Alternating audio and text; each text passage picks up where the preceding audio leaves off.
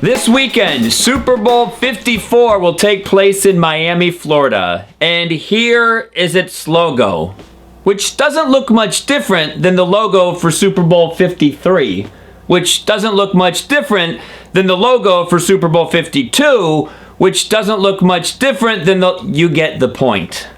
For someone who loves graphic illustration and design, this bums me out because the Super Bowl used to have the best logos.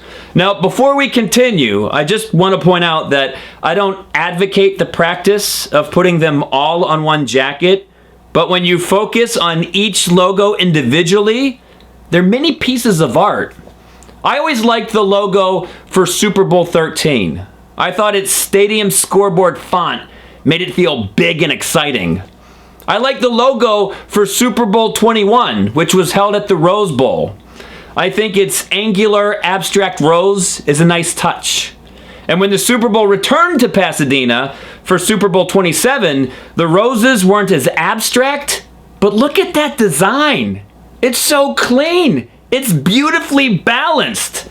I liked how the logo for Super Bowl 43 foretold the future. It shows the exact place on the field where Ben Roethlisberger threw a Super Bowl winning touchdown pass to Santonio Holmes in the corner of the end zone.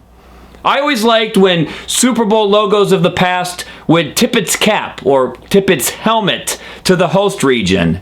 When the Super Bowl was in Georgia, there was a peach in its logo. When the Super Bowl was in Arizona, the 3 X's of Super Bowl 30 were made to look like a woven Navajo blanket. When the Super Bowl was in New Orleans, it gave off the party vibe of the French Quarter.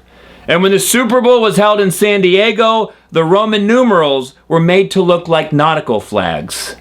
But everything changed during Super Bowl 45 when the NFL or Roger Goodell or an art expert or a marketing expert decided that the Super Bowl logo should look the same year after year after year, essentially turning it into clip art. It's the equivalent of a generic bag of potato chips from the 1980s. This weekend, many companies will be parading their logos in various Super Bowl ads and commercials. And what if they did what the NFL did? What if these were the logos of Pepsi or Doritos or Budweiser? You see what I'm getting at? There's no impact. It doesn't make you feel anything. So, dear NFL, for the sake of art, for the sake of logos, for the sake of color, please make the Super Bowl logo super again.